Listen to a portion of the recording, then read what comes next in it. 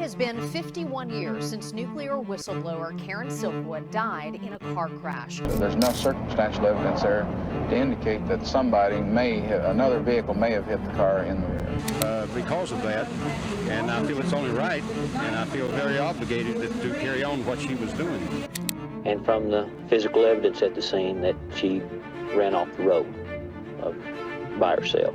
The back end of the vehicle is exposed to the wall. The FBI's file on the Karen Silkwood crash. She's the Oklahoma whistleblower whose high-profile death sparking the question, how did Karen Silkwood really die?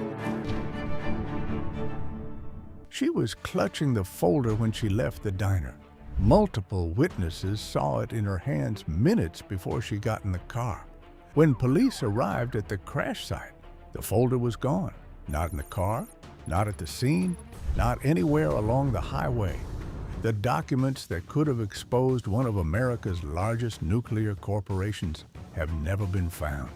November 13th, 1974, a 28-year-old woman named Karen Silkwood is driving alone on State Highway 74 in rural Oklahoma, a flat, empty stretch of road north of Oklahoma City, the kind of highway where you can see headlights from a mile away. She is heading to a Holiday Inn to meet a New York Times journalist dispatched from Washington, D.C., and her union representative, who had flown in specifically for this meeting. In her possession, a manila folder containing doctored X-ray negatives, falsified quality control records, and personal notes documenting what she believed was systematic negligence inside a plutonium plant operated by the Kerr-mcgee Corporation, one of the most powerful energy companies in America. She never arrives. Her white Honda Civic leaves the road and strikes a concrete culvert wall. She is dead before help arrives. Oklahoma Highway Patrol concludes she fell asleep at the wheel, possibly under the influence of prescription sedatives found in her system. Case closed. Except for one thing. A private accident investigator hired by her union examines the wreckage. He finds dents on the rear bumper of Silkwood's Honda, consistent with being struck from behind by another vehicle. He finds skid marks on the highway indicating she had been actively trying to steer, not someone who had fallen asleep. And in 1992, 18 years after Silkwood's death, a former Oklahoma City police officer made a statement to an attorney that had never been heard publicly before. He said that he and 3 other officers had been working off-duty security for the Kerr-mcgee Corporation on the night of November 13th, that they had been following Silkwood in a separate vehicle, that they had been drinking that evening, and that at some point on Highway 74, they bumped her car and knocked her off the road. That officer's statement was never tested in a court of law. The other officers were never publicly identified. No charges were ever filed in connection with what he described. The folder was never found. To understand why Karen Silkwood was on that highway and why it matters, you have to go back 8 days. Silkwood had been working at the Kerr-mcgee Cimarron fuel fabrication site since 1972. The plant manufactured plutonium pellets for breeder reactors, the cutting edge of America's nuclear ambitions. Plutonium is among the most toxic substances on Earth. A microscopic inhaled particle is sufficient to cause lung cancer. The protocols surrounding its handling are among the strictest in industrial history. In August 1974, Silkwood was elected to her union's 3-person bargaining committee, the first woman to hold that position at Kerr-mcgee. Her specific responsibility, investigating health and safety violations. What she found alarmed her deeply.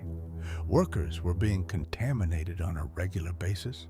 Safety barriers that were supposed to create an absolute separation between workers and radioactive material were being breached on a daily basis. Respiratory equipment issued to employees was faulty. Shower facilities were insufficient, increasing contamination risk. and quality control records she believed were being systematically falsified. Inspection reports altered to conceal defects in the fuel rods being manufactured and shipped out of the plant to power nuclear reactors across the country. She testified before the Atomic Energy Commission in September 1974. She named the violations. She named the company. 8 days before her death, November 5th, 1974, Silkwood performed a routine self-check on the radiation monitor before leaving her workstation. The alarm went off. She was contaminated. Tests revealed plutonium had come from inside her protective gloves, the side that only touched her skin, not the pellets. Something had gotten inside. The next day, she arrived at work clean. The alarm went off again. She was contaminated coming into the plant before she had touched a single thing. On November 7th, it happened a third time. The health physics team followed her home. What they found there stopped the investigation cold. Her apartment was covered in plutonium. It was on the bathroom fixtures, on the kitchen counters, inside the refrigerator, specifically in a package of bologna and cheese, plutonium in her food. Silkwood was sent to Los Alamos National Laboratory, one of the most sophisticated nuclear research facilities in the United States, for full-body testing. The results confirmed she had sustained a significant internal dose of plutonium. She had been inhaling it over a period of days. Her lungs were contaminated. The critical forensic detail, the one that changes everything, came from a subsequent laboratory analysis. The plutonium found in her home came from pellet lot 29, a specific production batch stored in a kerr-mcgee vault since August 1974, a vault Silkwood had no authorized access to. The plutonium in her food came from a place she could not legally enter. Kerr-mcgee's response: Silkwood had taken the plutonium herself. She had contaminated her own home to damage the company's reputation. A corporation spokesperson described her as emotionally unstable. The Atomic Energy Commission's public report concluded only that plutonium had been removed from the plant, and that the circumstances of how Silkwood became contaminated were never established. By November 13th, Silkwood believed she was dying. She wrote in her private notes, "I have no knowledge of what happened, but I feel the contamination is coming out from my body." She told friends she was convinced she was being followed. She was terrified, and she was still going to the meeting. She had assembled the folder over weeks of careful documentation. People who saw her in the diner that evening, minutes before she left, confirmed she was holding it. Her union representative, waiting at the Holiday Inn, watched the minutes pass, then the hour. Then the phone rang. The highway patrol told him there had been an accident. When investigators reached the crash site, there was no folder, no documents, no photographs, no evidence of any kind from inside the vehicle except Silkwood herself. Prescription sedatives and traces of alcohol were found in the autopsy. Highway patrol concluded she had fallen asleep. The FBI opened an investigation and then closed it. The AEC investigated the plant. What the AEC found in the months following Silkwood's death vindicated every single allegation she had made while alive. Thousands of pounds of plutonium were unaccounted for in the plant's inventory, an amount sufficient, according to some estimates, to manufacture 2 nuclear weapons. Evidence of falsified X-ray records was confirmed. The safety violations she had described under oath at personal and professional risk were real. Every major claim she had made to the Atomic Energy Commission in September 1974 was substantiated by the investigation that only happened because she died. She had been right about all of it. Kerr-mcgee was ultimately found liable in a civil lawsuit brought by Silkwood's family. A jury awarded over $10 million in damages. The U.S. Supreme Court upheld the verdict. The company eventually settled for $1.38 million, admitting no wrongdoing. The Cimarron plant closed permanently in 1979. No criminal charges were ever filed in connection with Karen Silkwood's death. The officer who claimed his team forced her off the road was never charged. The folder has never surfaced.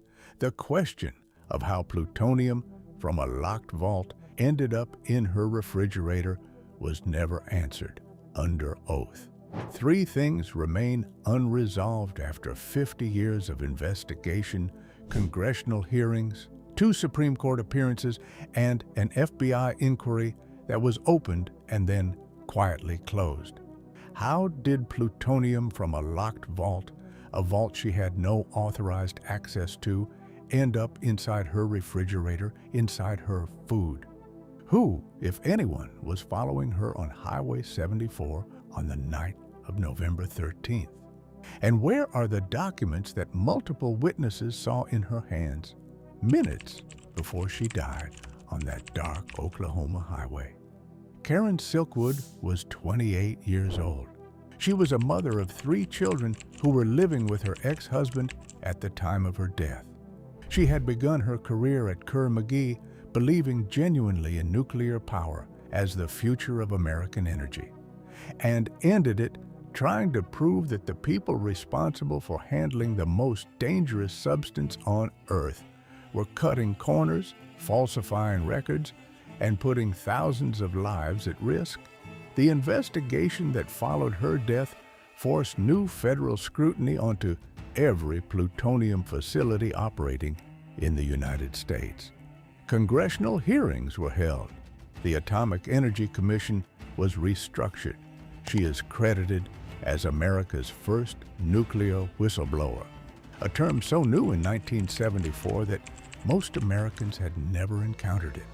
Her photographs, along with most of her personal belongings, were contaminated with plutonium and had to be buried by a nuclear sanitation team. Even her pictures couldn't survive what happened to her. The folder she was carrying on November 13, 1974, the one that could have answered every question, has never been found.